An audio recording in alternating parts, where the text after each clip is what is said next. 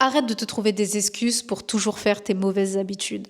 On sait, toi et moi, que tu te cherches des excuses. J'ai pas le temps, mes enfants me prennent du temps, oui, c'est dur, je suis fatiguée. On est toutes fatiguées, on a toutes peu de temps, c'est très difficile. Enfin, c'est très difficile, pas forcément, mais tout est une question de priorité. Arrête de te dire que c'est parce que tu manques de temps, que tu as la flemme, que tu te manques de motivation, que...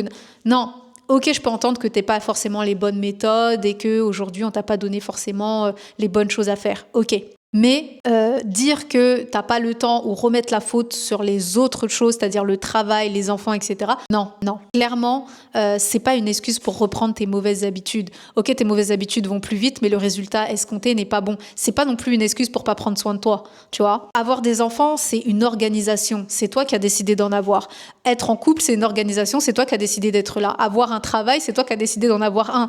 Donc voilà. Après, si tu décides maintenant de te dire je veux prendre soin de moi, je veux prendre soin de mes cheveux, c'est ta décision et dans ce cas ne te trouve pas d'excuses parce que tu ne le fais pas, d'accord? Et ne te dis pas que tu as fait les choses alors que tu sais très bien au fond de toi que tu n'as pas fait une seule chose ou que tu n'as pas fait réellement des démarches, tu vois? Donc c'est vraiment important que si tu décides aujourd'hui que tu prends cet engagement de prendre soin de toi, de prendre soin de tes cheveux, de faire attention à toi, de le faire réellement. Et je pense que honnêtement, ça va améliorer ta qualité de vie. Parce que vivre pour ses enfants, son travail et son mari, c'est problématique au long terme parce qu'au bout d'un moment, tu n'auras jamais l'impression de vivre pour toi. Et à un moment, tu auras des regrets. Quand la situation, pas forcément que capillaire, hein, mais quand mentalement, physiquement, ça va s'aggraver parce que tu n'auras jamais du temps pour toi, eh ben, tu vas pas te sentir bien, tu vas te sentir frustré tout le temps, tu vas te sentir dans l'obligation de faire toujours les choses.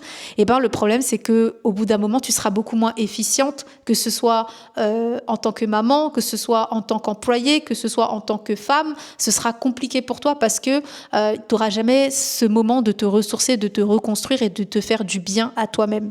Donc, ne cherche pas d'excuses. C'est à toi de prendre ce temps parce que personne va te le donner, encore une fois. Ok ?